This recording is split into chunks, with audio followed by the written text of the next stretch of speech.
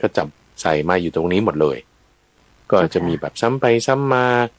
เรื่องนั้นเรื่องนี้มันก็เลยจริงๆเนื้อหาหลักๆสำคัญเนี่ยก็จะมีประมาณสัก90ข้อประมาณ100ข้อ90ข้อนี่แหละนะแล้ววันนี้ก็เลยอยากจะนำสัก10-20ตามแต่เวลาที่จะอนุญาตในวันนี้นำมาพูดซ้ำไฮไลท์ให้ท่านผู้ฟังได้ฟังเนื่องว่าในหมวด7ที่สำคัญมีอะไรบ้างแล้วเราก็ยังเริ่มหมวด8ไปด้วยนะเริ่มหมวด8ไปอีก10ข้อเราเริ่มหมวด7ข้อ14จนกระทั่งจบหมวด7ทั้งหมดแล้วก็เริ่มหมวด8ตั้งแต่ข้อ1ไปจนถึงข้อ10แล้วนั่นคือเมื่อสัปดาห์ที่แล้วเราจบหมวด8ข้อ10ไปเดี๋ยววันนี้ก็จึงมารีวิวสักนิดหนึ่งอะไรที่สำคัญอยากจะหยิบยกมาอธิบายดูซิว่าท่านผู้ฟังฟังมาตลอดทั้งปีนี้จำกันได้ตรงไหนบ้างถ้าจำไม่ได้เราก็จะได้ทบทวนครั้งที่2ถ้าจำได้ตรงนั้นก็จะเป็นพื้นฐานความรู้ของเราที่ดียิ่งขึ้นไปเจ้าค่ะก็เรียกว่าเป็นการทบทวนนะเจ้าค่ะพระอาจารย์สรุปรวมเอาไฮไลท์สำคัญมานิยมคิดว่าดีเลยท่านผู้ฟังก็จะเข้าใจเป็นลำดับด้วยนะเจ้าค่ะจะได้เตรียมตัวเตรียมใจที่จะรับฟังในปีใหม่พุทธศักราช2568ว่าจะต่อด้วยหัวข้อใดหมวดใดเรื่องใดนะเจ้าค่ะอันนี้เป็นเรื่องดีเลยเจ้าค่ะนิมนต์เลยเจ้าค่ะในอุปมาที่น่าสนใจเอาเฉพาะเรื่องที่น่าสนใจคืออุปมาที่เปรียบด้วยกับคนจมน้ำ7ประเภทแต่ที่ว่าจมแล้วก็จมบึ้งหายไปเลยบางคนจมแล้วโผล่ขึ้นแล้วจมหายไปอีกปึ้งหายไปเลยแต่บางคนจมปุ๊บโผล่ขึ้นหยุดอยู่แล้วก็ลอยกระป๋องอยู่ตรงนั้นบางคนจมปุ๊บโผล่ขึ้นมองเหลียวดูเรามองดูได้ว่าไปทางไหนแต่บางคนจมปุ๊บโผล่ขึ้นปุ๊บข้ามไปได้ข้ามไปได้คือหมายถึงว่าเมื่อเข้าหาฝั่งแล้วก็ขึ้นไปสู่ฝั่งได้ไล่ไปอันนี้ก็จะเปรียบไล่มาตั้งแต่คนที่มีอกุศลธรรมจมแล้วก็จมไปเลยแต่ส่วนที่โผล่ขึ้นแล้วก็จมไปอีกนั่นก็คือมีกุศลธรรมอยู่บ้างแต่ว่าไม่คงที่เสื่อมไปแต่บางคนกุศลธรรมมีอยู่ก็คือคงที่อยู่ไม่เสื่อมไปแต่ว่ามันไม่เจริญก้าวหน้าขึ้นส่วนที่โผล่ขึ้นแล้วมองแล้วแลดูไปทางไหนที่มันถูกต้องได้นั่นคือโสดาบันแล้วก็ถ้าสามารถเตรียมตัวที่จะข้ามไปนั่นคือว่ายเข้าหาฝั่งได้นั่นคือพวกที่มีราคะโทสะโมหะเบาบางลดลงด้วยคือเป็นสักทาคามีแล้วพวกที่สามารถว่ายเข้าสู่ใกล้ฝั่งแล้วก็คือเป็นอนาคามีพวกที่ขึ้นฝั่งแล้วนั่นก็เป็นอรหันต์จะเปรียบเทียบกับอริยสาวกกับบุคคลที่จมน้ำแล้วก็โผล่ขึ้นมาได้อันนี้ก็อุปมาอันที่1อันนี้คือในข้อที่15แล้วก็ที่15ส่วนข้อที่16นี่คือนำเฉพาะไฮไลท์นะมาให้ท่านผู้ฟังก็เปรียบเทียบกับเราอริยบุคคลประเภทอนาคามีนี่เจาะจงลงมาอนาคามีหรือว่าเปรียบเหมือนเชื้อไฟที่เหมือนคนตีเหล็กที่ร้อนแดงมาตลอดทั้งวันบางทีมันมีประกายไฟแวบขึ้นมาประกายไฟแวบแล้วก็หายไปแวบขึ้นมาแบบลอยขึ้นนิดหน่อยลอยขึ้นไปจนเกือบจะถึงพื้นแล้วก็ดับลอยขึ้นไปจนถึงพื้นแล้วดับแต่บางทีลอยขึ้นไปจนถึงพื้นแล้วก็ไหม้หญ้าไปจนถึงริมฝั่งทะเลไปเลยนู่นยาวไกลไปเลยแล้วก็จะเปรียบเทียบกับอนาคามี7จำพวกนี่คืออนาคามี7จำพวกไล่มาตั้งแต่ว่าจะปรินิพพานต้องใช้ความเพียรอย่างมากแต่คืออนาคามียังไงก็อุบัติเกิดขึ้นอีกชาติเดียวไม่มีชาติต่อไปละมีชาติเดียวแล้วก็จะปรินิพพานในเฉพาะชาตินั้นภพนั้นแต่ว่าความที่ว่าจะปรินิพพานในชาตินั้นภพนั้นต้องใช้ความเพียรเรี่ยวแรงไหมหรืออายุยังไม่ถึงกึ่งหรือเลยกึ่งไปหรือว่าจะต้องไปจนถึงอยู่ในชั้นอคนิตภพซึ่งจะมีอายุยาวนานขึ้นไปอีกแล้วก็คือจะยืดยาวไปตามกระบวนการอายุของพรหมประเภทที่ชื่อว่าสุทาวาส อันนี้คือที่ไฮไลท์อยากจะนำมาเป็นอุปมาให้เราฟังได้ทบทวนดูถัดมาที่พูดกันข้ามหลายสัปดาห์เลยนั่นคือเรื่องของวัดสกรพราหมณ์จะเป็นดราม่าอันหนึ่งที่มีอยู่ในสมัยพุทธกาลตอนโน้นเกี่ยวกับเรื่องการรบระหว่างแคว้นมคธกับพวกเจ้าลิชวีแคว้นวัชชีเมืองไวสาลีและที่เขารบกันในช่วงท้ายสมัยพุทธกาลหลังจากพระเจ้าพิมพิสารสวรรคตไปแล้วพระพุทธเจ้าตอนนั้นก็อายุมากแล้วจะ80แล้วแล้วก็มีการรบกันในความที่ว่าพระเจ้าอาชาติศัตรูเนี่ยไม่พอใจที่พวกเจ้าลิชวีมาเอาสมบัติที่อยู่กลางเกาะกลางแม่น้ำคงคาไปพยายามที่จะให้วัดสกรพราหมณ์วางแผนการสู้รบให้ได้แล้วก็ไปขอคำแนะนำจากพระพุทธเจ้าได้ฟังเรื่องอปาริหานิยธรรมนี่ตรงนี้นะอปาริหานิยธรรมมีหลายนัยยะเลยก็เลยพูดกันใช้เวลาหลายสัปดาห์ตรงนี้นี่คือในข้อที่21เนาะจะไล่มาจำได้เลยเจ้าค่ะจะไล่มาตั้งแต่ข้อที่21 22 23หลายนัยยะเลยไม่ว่าจะนัยยะที่เกี่ยวกับพวกของเจ้าลิชวีโดยตรงจะเป็นนัยยะที่เกี่ยวกับภิกษุภิกษุยังไงล่ะเกี่ยวกับว่าประชุมกันนึงนี่ประชุมไม่มากพอหรือจะเรื่องคุณธรรมต่างๆเช่นโพชฌงค์7ยังเรื่องข้อปฏิบัติเกี่ยวกับการพูดคุยว่าอย่าพูดคุยกันเยอะแยะสิ่งเหล่านั้นจะทำให้เสื่อมไปได้แต่ถ้ามีข้อปฏิบัติที่ดีๆแล้วมันก็จะไม่เสื่อมซึ่งพระอาจารย์ก็อธิบายถึงความเสื่อมเนี่ยว่าเหตุของความเสื่อมมีนั่นคือเราจะไปคิดว่าทุกสิ่งทุกอย่างมันเที่ยงใช่ไหมทุกสิ่งทุกอย่างมันไม่เที่ยงแล้วทีนี้แล้วถ้าผมว่าคุณสามารถควบคุมความเสื่อมได้มันก็เหมือนจะอยู่เที่ยงไปตลอดไงแต่นั่นคือไม่ใช่ความหมายในที่นี้ไม่ใช่ว่าถ้างั้นพอเราควบคุมปัจจัยเหล่านี้ได้เราก็จะเที่ยงแท้ไปตลอดนั่นคือเที่ยงไม่ใช่แต่คือไม่เที่ยงนั่นแหละเพียงแต่คุณควบคุมพอจะรักษาเหตุปัจจัยที่ดีที่เหมาะสมไว้ให้มันได้แล้วก็จะสามารถที่จะประคับประคองให้ไม่เสื่อมได้ให้อยู่อย่างต่อเนื่องยาวนานไปได้ซึ่งนี้มีหลายนัยยะเลยเกี่ยวกับภิกษุนี่มีอย่างน้อยก็7นัยยะด้วยกันแล้วนัยยะที่เกี่ยวกับเรื่องการประชุมนี่ก็ส่วนหนึ่งเกี่ยวกับการเคารพนับถือกันตามอายุพรรษาเกี่ยวกับเรื่องการงานการคลุกคลีกันอย่างนี้อย่าไปคลุกคลีกันอย่าไปยินดีในการงานมันจะเสื่อมได้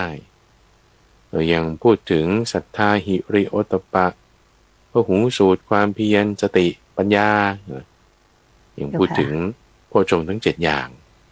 เป็นนัยยะที่ถ้ามีแล้วก็จะทำให้ไม่เสื่อมได้ไม่เสื่อมได้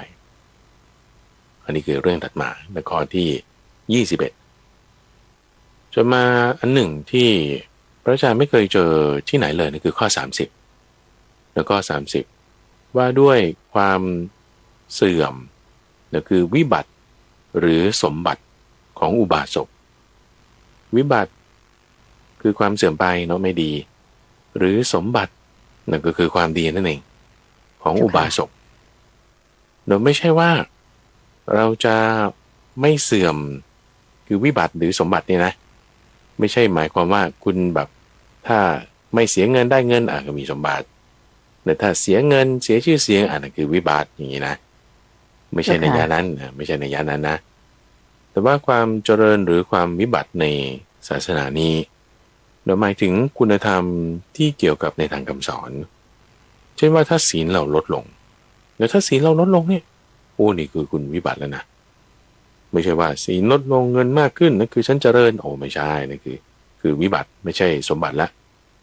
หรือว่าละเลยในการฟังธรรมละเลยในการเยี่ยมเยียนภิกษุไม่เลื่อมใสในภิกษุใดๆฟังธรรมกับคิดโต้แย้งแสวงหาเขตบุญนอกคำสอนอะไรที่พระพุทธเจ้าไม่ได้สอนไม่ได้เน้นในธรรมทำมากหรือเช่นการบูชายันอย่างนี้ก็จะเป็นความวิบัติในขณะที่ถ้าไม่ละเลยการเยี่ยมเยียนภิกษุมีการฟังธรรมมีศีลเพิ่มขึ้น ตั้งศรัทธาความเลื่อมใสไว้ในภิกษุเทระภิกษุนวากะภิกษุใหม่อะไรที่พระพุทธเจ้าสอนว่านี่จะเป็นทางดีก็ทำสิ่งนั้นนั่นก็จะเป็นความเจริญเป็นสมบัติของบุคคลนั้นเจ้าค่ะอันนี้ก็เป็นข้อหนึ่งที่ต้องเป็นข้อสังเกตที่น่าสนใจว่าไม่ได้ดูเรื่องสินทรัพย์ภายนอกแต่ว่าดูเรื่องสินทรัพย์ภายในเป็นสมบัติของเราขึ้นมาในข้อที่30เจ้าค่ะที่น่าสนใจอีกอันหนึ่งในช่วงประมาณสักเดือนเมษาพฤษภาปีนี้ที่ได้พูดไปก็คือเรื่องของ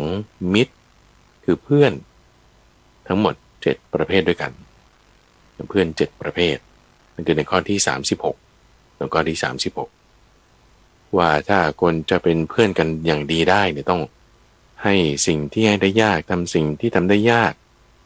อดทนถ้อยคำไม่พูดอะไรที่จะให้เขาแต่การไม่พอใจอย่างนี้แต่ถ้าเขาประมาทเราก็ต้องช่วยดูแลแล้วในข้อถัดมาก็จะพูดถึงองค์ประกอบของความเป็นอาจารย์ซึ่งในตัวบทจริงๆก็ไม่ได้พูดถึงว่าเรื่องอาจารย์หรอกในข้อ37นะแต่จะพูดถึงว่าคนที่เราควรจะคบด้วยเข้าไปหาเข้าไปนั่งใกล้แม้จะถูกขับไล่ก็ตามนั่นก็คือเป็นคนที่จะกล่าวคำเป็นที่รักที่พอใจเป็นคนที่จะพูดแสดงธรรมให้เราได้ก็เป็นลักษณะของอาจารย์นั่นแหละเจ้าค่ะถ้าท่านมีคุณสมบัตินี้แล้วถ้าถูกไล่หนีก็อย่าหนีนั่นคือข้อที่37ควรที่จะเข้าไปหาสอบถามธรรมะต่างๆถัดมาในข้อที่40เป็นข้อที่40นี่ก็น่าสนใจว่าด้วยการมีอำนาจเหนือจิตการมีอำนาจเหนือจิตจะไม่ให้จิตเราไปตามอำนาจของภาษาอื่นๆต่างๆที่มากระทบเพราะว่าปกติจิตของคนเรานี่คุณใจมันจะเป็นลักษณะว่าคล้อยไปตามอารมณ์เหมือนน้ำจะไหลลงสู่ที่ต่ำน้ำจะไหลลงสู่ที่ต่ำจิตก็เป็นธรรมชาติของเขาที่จะคล้อยไปตามอารมณ์ถ้าจิตมันไปอยู่กับอารมณ์หยาบจิตก็หยาบไปด้วยจิตไปอยู่กับอารมณ์ดีจิตก็ดีไปด้วยจิตไปอยู่กับสิ่งที่อารมณ์เสียจิตก็เสียไปด้วยจิตไปอยู่กับสิ่งที่ละเอียดจิตก็ละเอียดไปด้วยมันเป็นอย่างนั้นเจ้าค่ะก็เรียกว่าเป็นจิตที่ประภัสสรเศร้าหมองก็ไปตามสิ่งที่มันเศร้าหมองมาผ่องใสก็เป็นไปตามสิ่งที่ผ่องใสมาทีนี้งั้นจิตก็ถูกดึงนั่นนี่นู่นให้ไปอยู่ตามอำนาจของสิ่งอื่นๆต่างๆไงเนี่ยมันจึงเป็นอย่างนี้มันจึงไม่ดีจิตที่เป็นแบบนี้ท่านเรียกว่าจิตที่สะดุ้งเนี่ยสะดุ้งไปตามการเปลี่ยนแปลงของสิ่งต่างๆสะดุ้งจะทำยังไงล่ะไม่ให้มันสะดุ้งในที่ว่าสะดุ้งนี่คือจะเปรียบเทียบแล้วก็เหมือนช้างหรือม้าหรือโคที่ยังไม่ได้รับการฝึกเอาออกมาจากป่าแล้วก็มีความพยศความเสพติดดิ้นรนเหมือนอย่างนั้นจิตเรานี้ก็เหมือนกันนะถ้าสมมติว่าเวลามันจะคิดเรื่องอะไรเนี่ยมันคิดไม่ออกแฮะเรื่องที่ไม่อยากคิดไอ้หมอนี่คนนี้ดันไปคิดถึงเขาเนี่ยทำไมเป็นอย่างนั้นใช่ไหมเรื่องที่ไม่อยากเศร้าใจไม่อยากจะเอาจิตจดจ่อไว้แม่งมันกังวลใจดีนะทำไมเป็นอย่างนั้นนี่คือความที่ว่าจิตเรามันไม่เชื่องจิตไม่เชื่องเหมือนช้างม้าหรือโคที่ยังไม่ได้รับการฝึกยังไม่เชื่องคำถามคือเราจะฝึกมันยังไง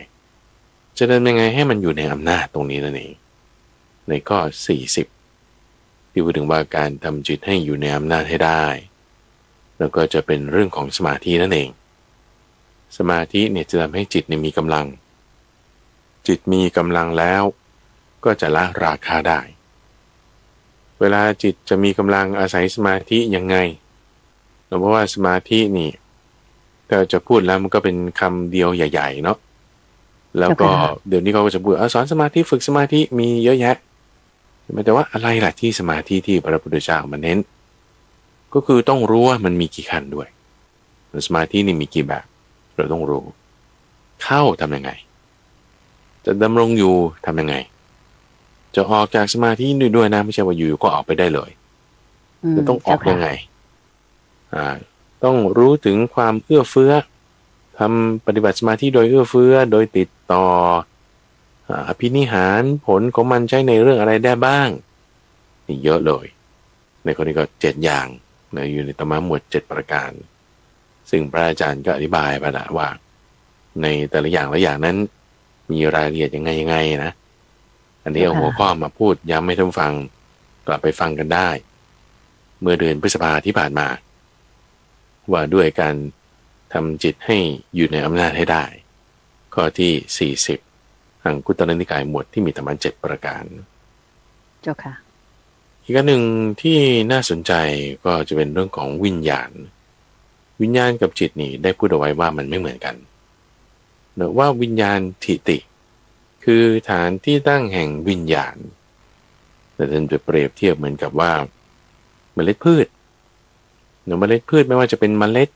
ที่เกิดจากเม็ดนะหรือว่าเป็นเชื้องอกแบบอื่นๆจะเป็นตาจะเป็นเนื้อเยื่อจะเป็นอะไรก็แล้วแต่ที่มันจะโตไม่ได้นะเจ้าค่ะที่จะงอกงามขึ้นมาเจ้าค่ะใช่ที่จะงอกงามขึ้นมาถ้ามันยังไม่ตายแล้วก็ใส่ลงไปในดินแล้วก็มีน้ำด้วยเนี่ยนะ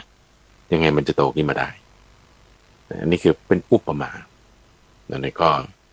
ที่44นี่แหละว่าถ้าจิตของเราจิตไม่ใช่วิญญาณนะแต่จิตเนี่ยมายึดถือวิญญาณโดยความเป็นตัวตนจิตมายึดถือวิญญาณเป็นตัวตนแล้วมันก็ไปยึดสิ่งอื่นต่อไปอีกยึดรูปโดยความเป็นตัวตนแล้วยึดเวทนาสัญญาสังขารโดยความเป็นตัวตนแล้วก็ทำให้เกิดรูปแบบต่างๆจะเป็นรูปที่เป็นรูปหยาบก็เช่นมนุษย์สัตว์เดรัจฉานรูปละเอียดก็เช่นพวกเปรตสัตว์นรกเทวดาพวกนี้มีรูปละเอียดหรือจะเป็นสัตว์ที่ไม่มีรูปแต่สัตว์ที่ไม่มีรูปก็พวกรูปประพรหมทั้งหลายเนี่ยไปยึดถือพวกนั้นผ่านทางวิญญาณอีสิ่งที่วิญญาณไปก้าวลงยึดถือต่อเนี่ยเขาเรียกว่าวิญญาณทิติหรือว่าฐานที่ตั้งแห่งวิญญาณมาตั้งก็อธิบายไปตรงนี้อันนี้คือข้อที่44ที่พูดถึงข้อนี้เนี่ยคือก็เอามาเรียงกันไว้ด้วยกันนะนี่พระอาจารย์ตั้งเป็นข้อสังเกตหลังจากที่ดูมาอีกครั้งหนึ่งเนี่ยเพราะว่าเวลาเราเข้าสมาธิแล้วคุณใจเราจะเห็นตัวผู้รู้ตรงนี้แต่ซึ่งตัวผู้รู้ตรงนี้คือเจ้าวิญญาณตัวนี้แหละตัวผู้รู้เนี่ยนะเจ้าค่ะคือวิญญาณกับจิตเนี่ยมันเป็นคนละอย่างกันนะวิญญาณกับจิตอย่างเช่นว่าเอาตอนนี้เลยก็ได้ท่านผู้ฟังสามารถที่จะสังเกตได้เลยว่าลมหายใจสมมติเราดูลมหายใจนี่ผู้ที่มารู้ลมหายใจกับลมหายใจเนี่ยมันเป็นตัวเดียวกันไหมไม่ใช่เจ้าค่ะคนละตัวคนละตัวนะก็ลมหายใจก็ลมหายใจเนี่ยเป็นรูปใช่ไหมล่ะแต่เวลาที่เราจะไปรู้ลมหายใจมันมีอันหนึ่งขึ้นมาการรู้ตรงนั้นคือวิญญาณแล้ววิญญาณมันจะติดกับจิตไงเพราะจิตมันยึดถือวิญญาณโดยความเป็นตัวตนเราจะแยกแยะตรงนี้ได้ต้องตั้งสติไว้พอเราตั้งสติไว้สติเรามีกำลังมากขึ้นเนี่ยในการรับรู้เสียงการรับรู้กลิ่นมันก็อย่างหนึ่งนะแต่จิตเราจะตามไปมันไม่ไปตามนะจิตกับวิญญาณมันจะแยกกันตรงนี้จิตกับวิญญาณมันจะแยกกันตรงนี้แหละที่ว่าเราจะต้องทำสมาธิของเราเนี่ยให้มันเข้มข้นให้เห็นได้ชัดเจน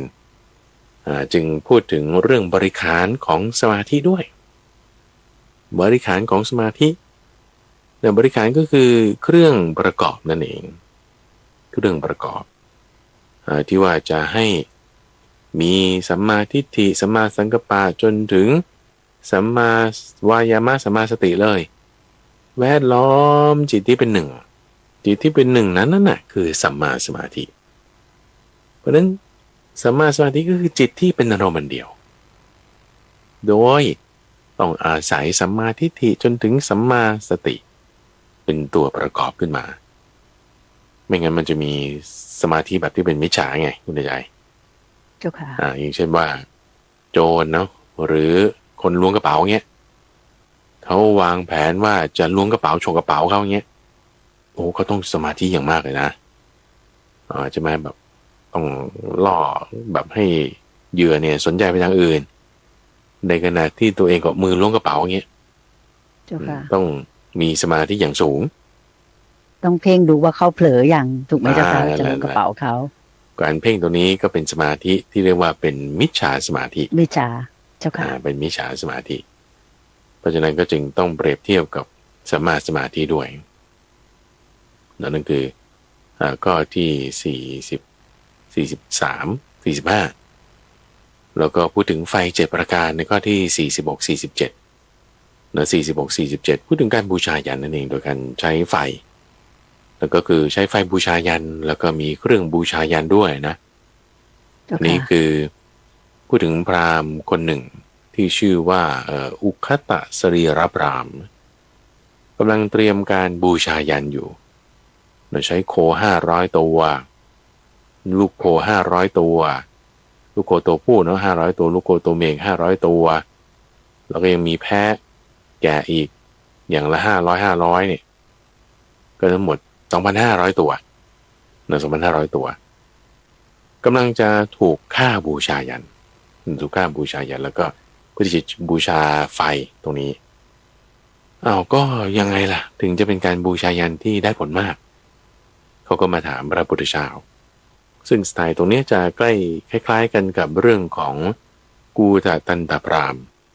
ท่านผู้ฟังได้ฟังช่วงของกลางพระสูตรเมื่อสัปดาห์ก่อนๆก็จะเอาเรื่องที่กูฏตันตพราหมณ์นี่เขาจะบูชายันแล้วก็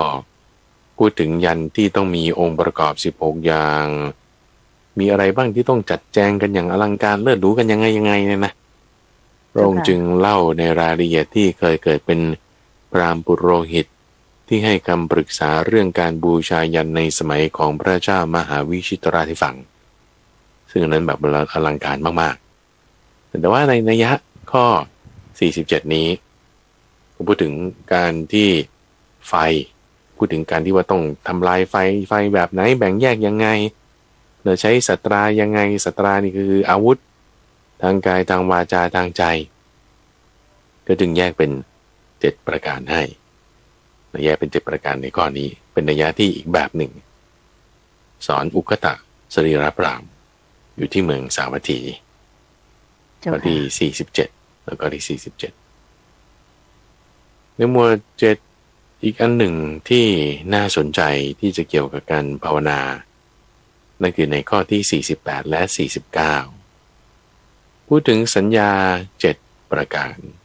ที่จะทำให้จิตหลุดพ้นได้สัญญา7ประการที่จะทำให้จิตหลุดพ้นได้นั้นก็ไล่ไปตั้งแต่อสุภสัญญาคือการเห็นความไม่งามในกายใช่ไม่งามในกายแล้วก็ยังมีเรื่องของการเห็นปฏิกูลในอาหารข้อนี้คือข้อ48 49การเห็นโลกทั้งปวงโดยความเป็นของไม่น่ายินดีเห็นความไม่เที่ยงเห็นความเป็นทุกข์โดยแต่ละข้อก็จะมีเทคนิคข้อดีของเขาเนอะว่าถ้าเรากำจัดความยินดีในความสวยงามได้มันก็จะทำให้เกิดผลให้คลายความกำหนัดอย่างนี้เป็นต้นมรณะสัญญาพูดถึงความตายเนี่ยก็จะทำให้ลดความมัวเมาในชีวิตลดความมัวเมาในแบบเพลินไปในชีวิตว่าฉันยังไม่ตายอะไรอย่างเงี้ยนะ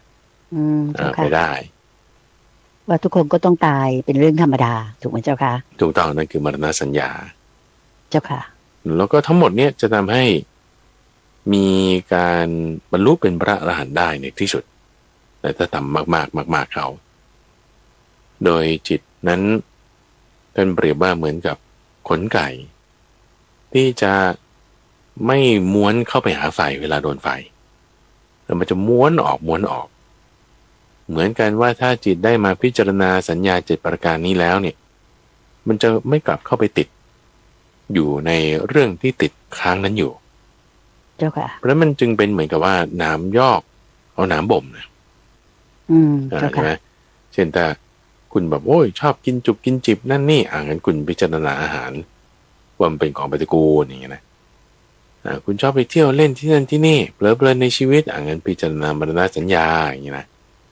เจ้าค่ะก็จะช่วยกันได้เห็นสิ่งนั้นสวยงามพิจารณาอสุภสัญญาอย่างงี้จะช่วยกันได้ เจ้าค่ะอันนี้คือข้อที่48 49ถัดมาอีกอันหนึ่งน่าสนใจก็ข้อที่50แล้วก็ที่50เกี่ยวกับเรื่องของชานุโสนีพราหมณ์ชานุโสนีพราหมณ์นี่ก็มาคุยกับพระพุทธเจ้าก่อนตอนนั้นยังไม่ค่อยมั่นใจเชื่อว่าพระพุทธเจ้าจะบรรลุธรรมจริงไหมเป็นอะไรยังไงอย่างเงี้ยนะก็ประมาณว่ามาลองเชิงนะว่าประพฤติพรหมจรรย์ยังไงอะไรอย่างงี้ก็เลยโดนพระพุทธเจ้าชี้แจงให้เกี่ยวกับเรื่องของเมถุนสังโยชน์7ประการว่าตัวท่านนี่ประพฤติพรหมจรรย์นี่อย่างแท้จริงไม่ใช่ว่าคิดว่าตัวเองประพฤติพรหมจรรย์แล้วแต่ก็ยังยินดีการเห็นคนนั้นคนนี้เขาบริโภคกามยังยินดีอยู่เนี่ยท่านไม่เป็นอย่างนั้นแต่ว่าพวกพราหมณ์บางคนที่บอกว่าตัวเองประพฤติพรหมจรรย์นะแต่ก็ยังยินดีการนวดฟันบ้างยังพูดคุยหัวเราะร่าเริงสนุกสนานหรือยินดีในความที่เห็นคนอื่นเขาสนุกสนานแล้วก็ยินดีด้วยอย่างนี้ไม่เป็นอย่างนั้นก็เรียกว่ายังเป็นเมถุนสังโยชน์คือเครื่องร้ายรัดเนี่ยเมถุนสังโยชน์เนี่ยนะแปลว่าเครื่องร้ายรัดเมถุนนี่ก็คือกิจกรรมของคนคู่โดยปรารภเพศตรงข้ามทำให้ยังเกิดเครื่องร้ายรัดถึงแม้ว่าจะไม่ได้ถูกเนื้อต้องตัวกันก็ตามแต่ถ้าจิตใจยังมีเครื่องร้ายรัดนี้อยู่มันก็ยังไม่หลุดพ้นจากเพศตรงข้ามได้เขาก็จะเรียกตรงจุดนี้ว่าเมถุนสังโยชน์นั่นคือข้อที่50นะ50เจ้าค่ะท่านมาจุดหนึ่งที่พูดถึงทานที่ให้ผลมากทานที่ให้ผลมากนี่คือข้อที่52ข้อที่52โดยปรารภลูกศิษย์ของท่านพระสารีบุตรซึ่งตอนนั้นอยู่กันที่เมืองจำปาแล้วก็เข้ามาหาพระสารีบุตรเสร็จแล้วก็ถามถึงว่าทานประเภทไหนให้มีผลมากมีผลน้อยอย่างนี้บางทีถวายน้อยแต่ได้ผลมากอีกประเภทที่ว่าถวายถึงแม้จะมากก็ไม่ได้มีอานิสงส์มากอะไรอย่างเงี้ยมันจะยังไงกันแน่แล้วก็เลยพากันเข้าไปเฝ้าพระพุทธเจ้าแล้วก็ถามเรื่องนี้ก็จึงไล่ถึง7ขั้นตอนด้วยกัน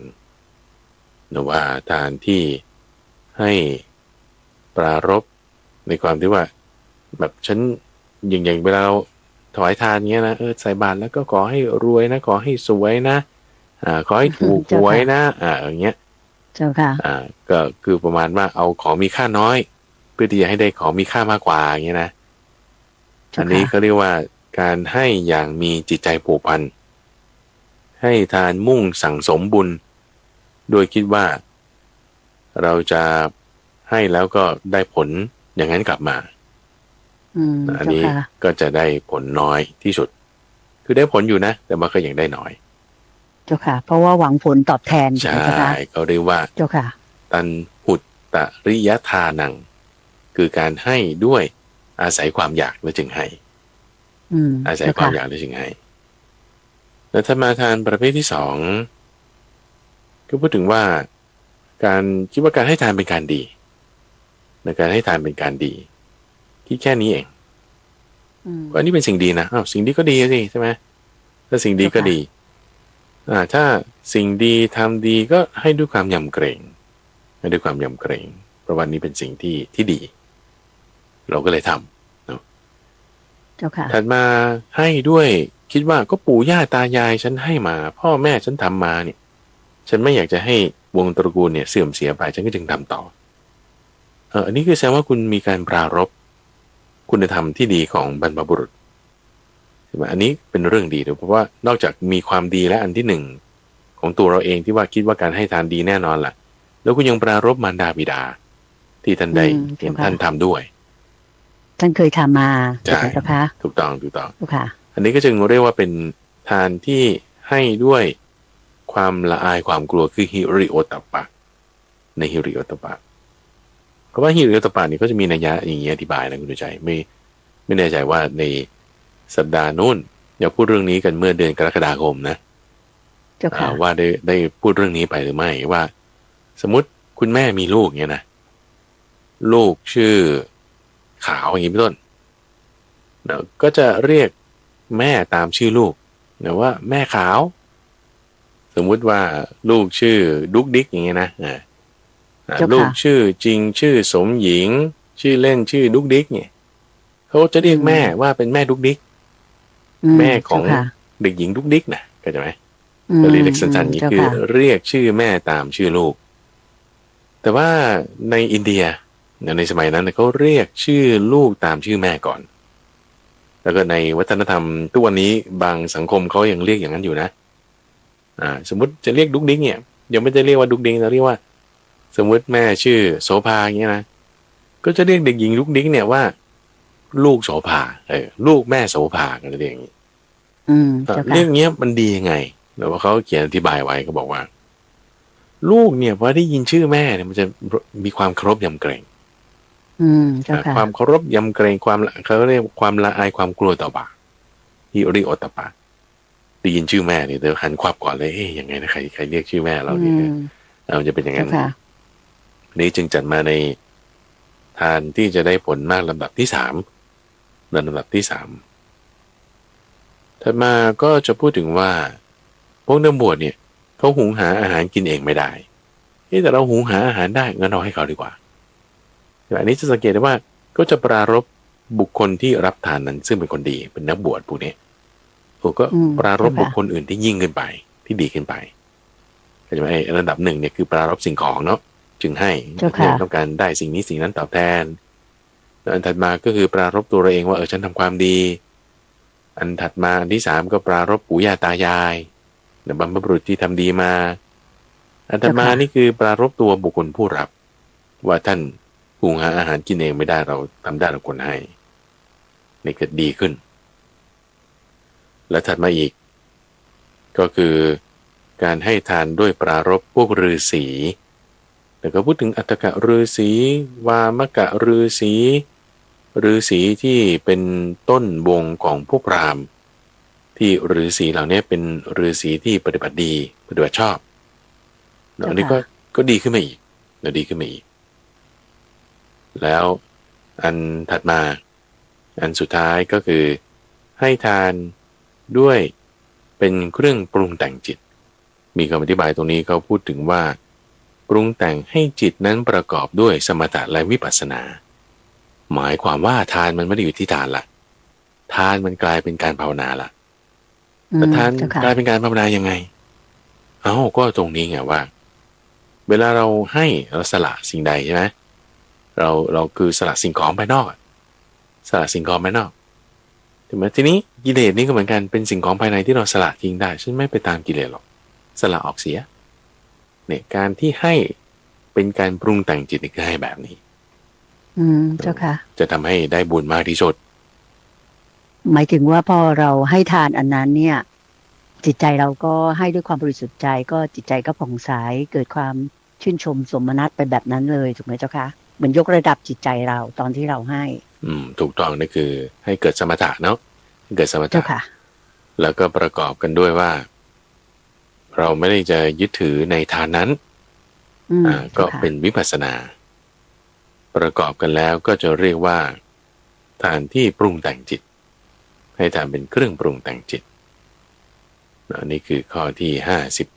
52เกี่ยวกับเรื่องทานที่ให้ผลมากหรือไม่ให้ผลมากเจ้าค่ะที่น่าสนใจอีกอันหนึ่งอยู่ในสัปดาห์เดียวกันคือข้อที่53พูดถึงนันทมาตาเป็นอุบาสิกาชาวเมืองเวรุกันตกะเป็นดินแดนที่อยู่ติดกันกับแคว้นมคธเมืองราชคฤห์แต่ที่นันทมาตาอุบาสิกานั้นกำลังสวดปารายณสูตรอยู่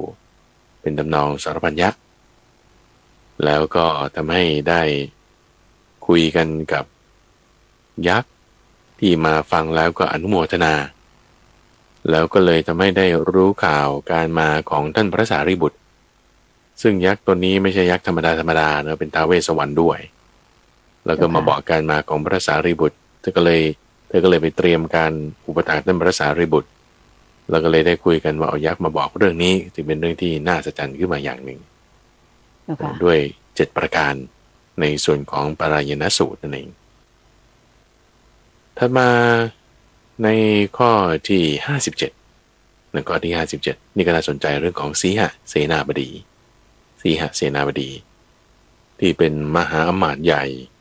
อยู่ในแคว้นไวสาลีเมืองไวสาลีแคว้นวัชี โดยที่ในตอนแรกเนี่ยสีหเสนาบดีนี่คือจะเล่าเท่าความประวัติท่านนิดหนึ่งนะ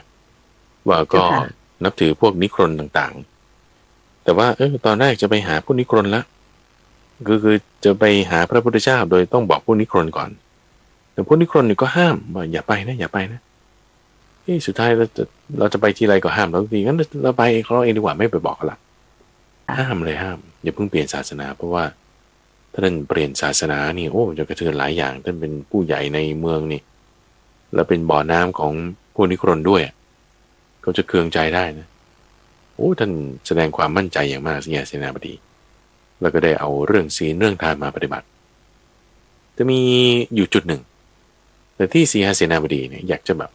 มาไต่ถามซักไซให้มันชัดเจนสิว่าทานที่ว่าให้ผลอยู่ในปัจจุบันเนี่ยมันทำไมถึงมีผลมาก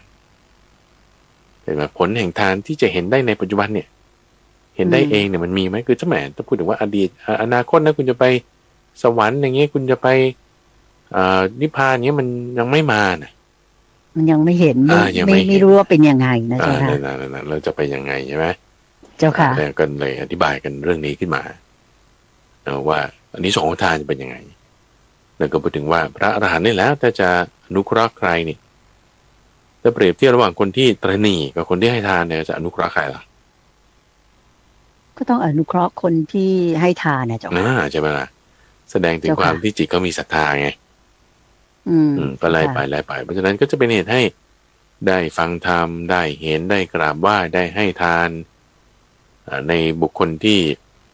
ได้ให้ทานอยู่เป็นประจำนั่นเองอันนี้คือข้อ57เนาะต่อมาข้อ61ว่าโดยอุบายการแก้ง่วง7อย่างอุบายการแก้ง่วง7อย่างซึ่งตอนแรกเนี่ยก็จะพูดถึงคือคุณเตือนใจในท่านผู้ฟังอาจจะเคยได้ยินอุบายการแก้ง่วง8อย่างนะพระอาจารย์ก็ได้ยินมาอย่างนั้นเหมือนกันนะมาศึกษาก็นับได้8อยู่แต่มาดูอีกทีนึงรอบครอบเนี่ยปรากฏว่ามันอยู่ในหมวด7นะอยู่ในหมวด7มี7อย่างมี7อย่างแล้วข้อที่8จริงๆเป็นอะไรรู้ไหมคือให้ไปนอนเป็นอะไรเจ้าค่ะเจ้าค่ะให้ไปนอนเพราะนั้นไปนอนซะเลยไปนอนซะเลยเพราะนั้นข้อที่8เนี่ยไม่นับว่าเป็นอุบายการแก้ง่วงเพราะคุณแก้ไม่ได้ไงเข้าใจไหมเพราะว่าไปนอนแล้วไปนอนใช่เจ้าค่ะแต่นอนก็มีข้อแม้ด้วยไม่ใช่เหรอเจ้าค่ะพระอาจารย์ต้องนอนแบบตีหาสายญาติคือแบบพร้อมที่จะลุกเลยอะไรอย่างเงี้ยใช่แต่ว่าอุบายที่พูดถึงในที่นี้ก็คือมี7อย่างอุบายมี7อย่างอันนี้ให้ไว้กับท่านพระมหาโมคคัลลานะอุบายการแก้ง่วง7ประการที่สำคัญกว่าอุบายในการแก้ง่วง7ประการคือตอนท้ายพระสูตรที่ตอนนั้นเราก็ได้มาเน้นย้ำในข้อนี้อยู่เหมือนกันนะว่าในตอนท้ายพระสูตรเนี่ยพูดถึงการที่เข้าไปสู่สกุลแล้วไม่ชูง่วงพอท่านพระมหาโมคคัลลานะสามารถทำจิตให้ชุ่มเย็นด้วยอุบายการแก้ง่วง7ประการนั้นแล้วจิตสงบในอารมณ์เดียวไม่มีนิวรณ์คือความง่วงซึมแล้วนี่คือสมถะนี่เต็มที่แล้วไงมาพิจารณาถึงสิ่งที่ไม่ควรยึดมั่นทำทั้งปวงไม่ควรยึดมั่นแล้วก็วางเสียตรงนี้จึงทำให้ท่านบรรลุเป็นพระอรหันต์ได้เดี๋ยวท่านไตร่ตรองใคร่ครวญตรงนี้ด้วยส่วนท้ายๆของพระสูตรตรงนี้ข้อที่61เจ้าค่ะแต่มาในข้อที่63นี่สำคัญคือเรื่องภริยา7ประเภทภริยา7ประเภทพระพุทธเจ้าตรัสเรื่องนี้ก็ปรารภหญิงสะใภ้ลูกสะใภ้ของอนาถบิณฑิกเศรษฐีที่ชื่อว่านางสุชาดาเป็นคนละสุชาดากันกับที่ถวายข้าวมัทุปายาตให้พระพุทธเจ้าตอนก่อนการตรัสรู้นั่นนะเป็นคนละสุชาดากันนี่เป็นสุชาดาที่เป็นน้องสาวของนางวิสาขาแล้วก็มาเป็นลูกสะใภ้ของอนาถบิณฑิกเศรษฐีซึ่ง เธอมาจากตระกูลมั่งคั่งเนอะทำให้แบบว่าเวลานั่นนี่ไม่พอใจอะไรก็แบบอึกอักอึกอักขึ้นอย่างเงี้ยนะด่าทั้งหมดเลยฮะตั้งแต่หญิงรับใช้จนแม้แต่พ่อสามีก็ไม่เกรงใจอะไรเงี้ยก็เลยเรียกมาอบรมพระพุทธเจ้าเรียกมาอบรมโดยการอธิบายถึงภริยา7 จำพวกโดยแบ่งเป็น2 ส่วนในส่วนที่3 ประเภทแรกก็จะไปตกนรกส่วนอีก4 ประเภทหลังก็จะไปขึ้นสวรรค์ได้เป็นภริยาดุจเพชฌฆาตภริยาดุจนางโจรภริยาดุจนายทาสนายหญิงอย่างเงี้ยนะเพชฌฆาตก็คือคิดว่าจะแหมประทุษร้ายสามีฆ่าสามีนางโจรเนี่ยคิดว่าแต่จะเอาทรัพย์ของสามีปอกลอกถ้าภริยาดุจนายหญิงนี่ก็จะจิกหัวใช้สามีเลยเดี๋ยวซักผ้านี่ทำหรือยังนั่นเนี่ยนางหญิงนายหญิงนะส่วนอีก4 ประเภทนี่จะดีไปสวรรค์ได้ภริยาดุจมารดาภริยาดุจพี่สาวน้องสาวภริยาดุจเพื่อนภริยาดุจนางทาสีภริยาดุจมารดานี่ก็คือรักสามีเหมือนลูกนะสามีเป็นยังไงมีความสุขไหมเหนื่อยไหมอาหารน้ำหาอะไรมาให้กินอย่างนี้ในขณะที่พี่สาวน้องสาวก็คือเหมือนพี่สาวน้องสาวกันและมีความรักใคร่กันยินดีในการมาการไปกันอย่างนี้ดุจเพื่อนก็ดูแลกันแบบเพื่อนแล้วก็ทาสีนี่ก็คือดูแลสามีเหมือนนายจ้างเหมือนเจ้านายเจ้าค่ะเหมือนเจ้านายเจ้าค่ะในการที่จะดูแลปฏิบัติต่างๆนี่คือภริยาสูตรในข้อที่63อีกอันหนึ่งที่น่าสนใจพระอาจารย์มาขยายความอย่างละเอียดเลยในช่วงของใต้ร่มโพธิบทนั่นคือเรื่องความโกรธ7 ประการความโกรธ7 ประการอยู่ในข้อที่64แต่ว่ามีผลเสียอย่างไร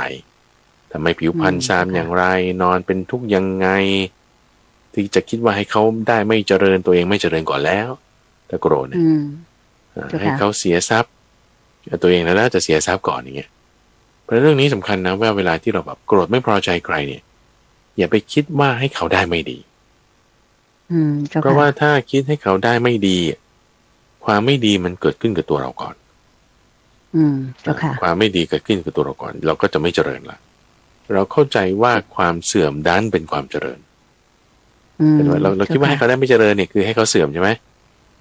แล้วพอเราคิดว่าให้เขาเสื่อมนั่นแหมเราดีใจอันนี้คุณเข้าใจว่าที่คุณดีใจเนี่ยคือคุณเข้าใจว่าความเจริญไงในความเสื่อมของเขาอ่ะซึ่งเข้าใจผิดแล้วพอเข้าใจผิดนั่นคือตนเองก็เสื่อมลงเลยเจ้าค่ะโภคทรัพย์นี่ก็โดยเหมือนกันนะด้วยความที่ว่าจะให้เขาเสียโภคทรัพย์แต่พอตัวเราเองเนี่ยได้ทรัพย์มาโดยทำก็จริงอ่ะแต่ด้วยความโกรธความขัดเคืองมันได้มีเรื่องกุ๊กกิ๊กนุกนิกแล้วก็เสียเงินโดยใช่เหตุนี่เป็นประจำนี่คือข้อที่ไม่ดีของการที่เราจะต้องโกรธ7 ประการในรายละเอียดตอนนั้นรู้สึกจะพูดไว้เมื่อเดือนสิงหาที่ผ่านมาในช่วงในพรรษาโทษของความโกรธ7 อย่างเหมือนกับเวลาเราโกรธแล้วก็เหมือนเราเอาไฟหรือว่าความไม่ดีทั้งหลายแหละที่เราคิดให้คนอื่นเขาไม่ดีเนี่ยมันเริ่มที่ตัวเราก่อนเลยแบบนั้นนะเจ้าค่ะอาจารย์เจ้าค่ะถัดมาในข้อที่66นั่นก็คือมาปลายเดือนสิงหาพูดถึงเรื่องดวงอาทิตย์7 ดวงเมืองกายที่มีใจเป็นเจ้าเมืองที่มีอุปมา7 ประการดวงที่7 ดวงก็คือความพูดถึงความไม่เที่ยงของโลกของเราในที่สุดท้ายแล้วมันก็จะถูกเผาไหม้ทำลายไปด้วยไฟแบบไหม้หมดจนไปถึงพรหมโลกเลยแล้วก็พอไหม้หมดอย่างนี้ก็เสื่อมไปแล้วก็เกิดขึ้นใหม่นี่ลักษณะที่โลกของเราหมายถึงกับเนี้ยจะสิ้นไปด้วยพลังไฟในอีกคราวนู้นหลังจากที่พระพุทธเจ้าศรีอริยเมตไตรมาตรัสรู้แล้วปรินิพพานไปแล้วจนเป็นนานมากโลกของเราใบนี้ถึงจะค่อยจะสูญสลายไปแล้วก็ค่อยก่อเกิดขึ้นใหม่มาเริ่มจากการมีง้วนดินแล้วก็เริ่มมีเทวดาตกสวรรค์ก็เริ่มใหม่อีกอย่างเงี้ยเจ้าค่ะสังขารทั้งหลายก็ไม่เที่ยงอย่างนี้เปรียบเทียบไว้โดยบทเรียนชนะตัวนี้ก็เราใช้มาเป็นเรื่องของการภาวนาได้โดยที่ท่านจะบอกว่า สังขารทั้งหลายไม่เที่ยงสังขารทั้งหลายไม่ยั่งยืนสังขารทั้งหลายเป็นสิ่งที่หวังอะไรไม่ได้เพียงแค่นี้ก็พอแล้วเพื่อจะเบื่อหน่ายเพื่อจะคลายกำหนัดเพื่อที่จะปล่อยวางเจ้าค่ะควรแท้เลยที่จะปล่อยวางมันให้ได้ถัดมาที่น่าสนใจอีกอันหนึ่งนั่นคือเรื่องของเมืองกายที่มีจิตเป็นเจ้าเมืองก็จะมีหนังสือของสมเด็จสังฆราชเจ้ากรมหลวงวชิรยานสังวรที่ท่านจะพูดถึงเรื่องจิตตนครแล้วก็เอาเนื้อหาหลักๆมาจากพระสูตรนี้นั่นเองจิตตนครนครแห่งใจส่วนนักร้องที่เขาแต่งเพลงก็มาจากเนื้อหาในพระสูตรนี้นั่นเองเนื่องว่ามีศรัทธาเป็นเสาระเนียดมีฮิริโอตปะเป็นคูล้อมรอบเชิงเดินรอบมีอาวุธเป็นเหมือนกับการฟังสุตตะทรงสุตตะสังสมการฟังพระสูตรฟังเรื่องราวต่างๆแล้วมีกองทหารอันนี้เปรียบเหมือนความเพียรมีทหารยามที่ฉลาดนั่นคือสติแล้วมีกำแพงทั้งสูงและกว้างนั่นคือปัญญา7อย่างนี้เป็นหลักเรายังต้องมีอาหารเสบียงสะสมไว้ในเมืองด้วยตั้งแต่หญ้าไม้นี่คือเปรียบเหมือนชั้นหนึ่งถ้าข้าวสาลีข้าวเหนียวนี่ก็เป็นชั้นสองพวกอัปรณชาติถั่วงาที่แบบมีคุณค่าทางอาหารมากหน่อยอันนี้เปรียบเหมือนชั้นสามแล้วก็พวกยารักษาโรคในสายในข้นน้ำมันน้ำผึ้งน้ำอ้อยนี่คือชั้นสี่เกลือด้วยนี่เจ้าค่ะอันนี้ก็คือเป็นทั้งคุณธรรมเหล่านี้11อย่างโดยจริงๆก็แบ่งเป็น7อย่างหลักแล้วก็อีก4อย่างรองจะทำให้จิตของเรานั้นมีความเข้มแข็งมันจะไม่ได้โอกาสนั่นเองเจ้าค่ะแล้วก็ยังมีเรื่องของข้อที่71โดยอุปมาเกี่ยวกับการภาวนาเหมือนแม่ไก่กกไข่เนาะว่าถ้าเราทำไปเรื่อยๆเดี๋ยวมันก็ฟักออกมาเองหมายถึงจิตใจที่เราบริสุทธิ์ผ่องใสเหมือนเครื่องหวายที่ชาวเรือเขาผูกเรือเนี่ยโดนฝนโดนลมโดนแดดมันก็เปื่อยไปเองนะก็เปรียบเหมือนกับอาสวะของเรามันก็หลุดลอกไปเองเจ้าค่ะแล้วก็ในเรื่องข้อที่73เราพูดถึงเรื่องไฟ7ประการครู7คนที่แสดงถึงความที่ชีวิตมันไม่เที่ยงนั่นเองแล้วก็หมวด8เนาะหมวด8เราเพิ่งพูดกันไปไม่ประมาณ10ข้อประมาณ10ข้อในช่วงที่เดือนที่ผ่านมานี่เองแต่ว่าเหตุให้เกิดปัญญา8ประการเหตุให้เป็นที่รักไม่เป็นที่รักโลกธรรมทั้งหมด8อย่างอันนี้คือหัวข้อที่พูดไปในช่วงรอบปี2567เป็นการทบทวนให้ท่านผู้ฟังได้ฟังเพื่อที่ว่าเราจะได้จำได้บ้างไม่ได้บ้างอะไรอย่างเงี้ยมาทบทวนแล้วก็จะเป็นพื้นฐานในการศึกษาของเราต่อไปนั่นเองเจริญพรเจ้าค่ะสาธุเจ้าค่ะดีมากๆเลยเจ้าค่ะก็เรียกว่าพระอาจารย์พระมหาไพบูลย์อภิปุโนก็มาสรุปให้บรรดาญาติโยมแล้วก็ท่านผู้ฟังแฟนรายการได้ทราบกันนะเจ้าค่ะว่าในปีที่ผ่านมาเราได้หมายถึงว่าปีนี้เจ้าค่ะ2567เนี่ยในขุดเพชรในพระไตรปิฎกมีอะไรที่เด่นๆบ้างนะเป็นเรื่องดีทีเดียวสำหรับปีหน้านี้เราก็ยังจะมีเรื่องดีๆเสนอให้ท่านผู้ฟังได้รับฟังกันเหมือนเช่นเคยนะเจ้าค่ะพระอาจารย์สำหรับขุดเพชรในพระไตรปิฎกแต่สำหรับเวลาที่เหลืออยู่บ้างเล็กน้อยนิยมอยากจะขอพูดถึงกิจกรรมของเราเจ้าค่ะพระอาจารย์ที่ว่าเป็นการพบปะประจำปีเรียกว่าเป็นช่วงของขุมทรัพย์แห่งใจนะเจ้าค่ะแล้วเจ้าค่ะแล้วก็จะมีการจัดรายการสดก็คือต้องเดินทางไปจัดรายการสดแล้วก็ให้ท่านผู้ฟังทางบ้านเนี่ยโทรศัพท์เข้ามาพูดคุยสอบถามกับพระอาจารย์ได้เลยไม่ต้องมาคอยรอฟังว่าเราถามมาอาทิตย์ไหนพระอาจารย์จะตอบถูกไหมเจ้าค่ะเหมือนอย่างที่ทุกครั้งที่เราทำบันทึกเทปตลอดทั้งปีขออนุญาตเรียนย้ำว่าตั้งแต่วันเสาร์ที่25อาทิตย์ที่26และวันจันทร์ที่27นั้นจะเป็นการจัดรายการสดทางสถานีวิทยุกระจายเสียงแห่งประเทศไทย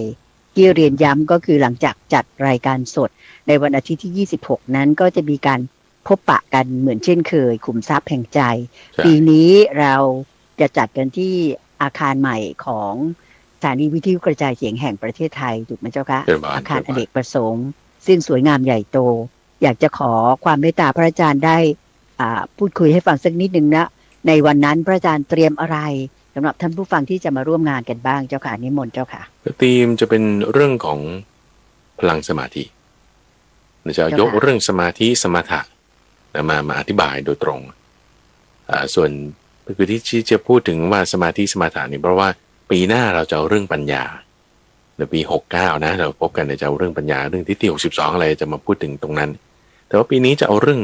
พลังใจก่อนพลังสมาธิเลยเจาะจงมาตรงนี้แต่ว่าเราจะทำพลังจิตของเราให้มีความแก่กล้าได้อย่างไร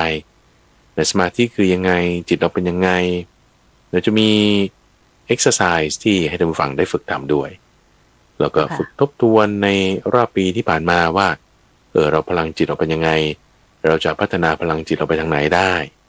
แต่โดยในงานนั้นก็จะมีเทคนิคต่างๆเนาะหนึ่งในเทคนิคก็เอามาสปอยให้ท่านผู้ฟังก่อนเลยคือเรื่องการสวดมนต์ทำให้จิตเป็นสมาธิได้ทำยังไงแล้วก็จะมีการอธิบายแล้วก็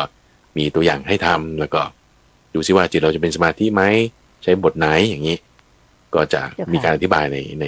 วันที่26มกราคมใน26มกราคมตั้งแต่เช้าจนถึงบ่ายเลยเจ้าค่ะแล้วก็วันเสาร์อย่างที่คุณในใจว่าเนาะเสาร์อาทิตย์จันทร์มีการจัดรายการสดทางสถานีวิทยุกระจายเสียงแห่งประเทศไทยแล้วก็เฉพาะวันอาทิตย์เท่านั้นที่เราจะมาเจอกันที่สวท.แล้วก็มีกิจกรรมต่างๆอย่างที่ว่าก็อยากจะให้ไปลงทะเบียนได้ที่เว็บไซต์ปัญญา .org เพื่อที่อย่างน้อยเราก็จะได้ทราบจำนวนคนที่จะมาเพราะว่าเราก็จะมีการจัดโรงทานบริการท่านผู้ฟังหรือท่านใดที่อยากจะร่วมโรงทานก็สามารถที่จะติดต่อมาทางเว็บไซต์ได้จะบริจาคอาหารหรือน้ำดื่มอะไรยังไงมาช่วยกันเพื่อที่จะบริการผู้ที่บางคนอาจจะเดินทางมาจากต่างจังหวัดหรือบางคนอาจจะมาอยู่ทั้งเช้าบ่ายแล้วก็จะได้ทั้งอิ่มบุญด้วยอิ่มท้องด้วยนั่นเองเจ้าค่ะสาธุเจ้าค่ะก็เป็นกิจกรรมดีๆทุกปีมี1ครั้งเท่านั้นเองดังนั้นท่านผู้ฟังที่เป็นแฟนรายการต้องเตรียมตัวเตรียมใจไว้นะคะ2ประการก็คือการไปลงทะเบียนที่ปัญญา .org panya. หรือว่าจุด org นะคะจะได้ทราบจำนวนว่าท่านจะมากันมากน้อยแค่ไหนเพียงไรเพราะว่าในปีที่แล้วเรากะไว้ว่าประมาณ200คนนะเจ้าค่ะพระอาจารย์ปรากฏมา300ไปโน่นก็แสดงว่าท่านผู้ฟังสนใจกันเจ้าค่ะ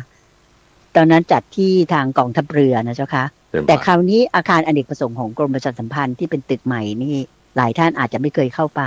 แม้แต่โยมเตือนใจเองก็ยังไม่เคยเข้าไปนะเจ้าค่ะแม้ว่าจะเป็นข้าราชการเกษียณเนี่ยแต่ว่าไม่เคยเข้าไปเห็นมาก่อนเลยดังนั้นก็คิดว่าน่าจะรองรับท่านผู้ฟังที่สนใจญาติโยมกันได้มากทีเดียวเราจะได้มีการออกโรงทานด้วยก็คิดว่าเป็นที่เรียกว่าเป็นวันแห่งความเป็นมงคลวันแห่งการที่เราจะมาร่วมกันฝึกสมาธิอย่างจริงจังเพราะว่าพระอาจารย์พระมหาไพบูลย์อภิปุโนจะเน้นเรื่องของการปฏิบัติละลงมือปฏิบัติจริงนะเจ้าค่ะโดยเริ่มด้วยสมาธินี่แหละที่จะเป็นธีมของการจัดงานวันนั้นอย่าลืมพบกันวันอาทิตย์ที่26มกราคมปีหน้า2568นะคะเอาละค่ะท่านผู้ฟังคะเวลาในรายการเช้าวันนี้หมดลงแล้วจริงๆค่ะดังนั้นก็คงจะต้องขออำลาจากท่านผู้ฟังไปในวันเสาร์สุดท้ายของเดือนธันวาคมปีพุทธศักราช2567ด้วยเวลาเพียงแค่นี้นะคะกราบขอบพระคุณและกราบนมัสการลาเจ้าค่ะพระอาจารย์เจ้าค่ะ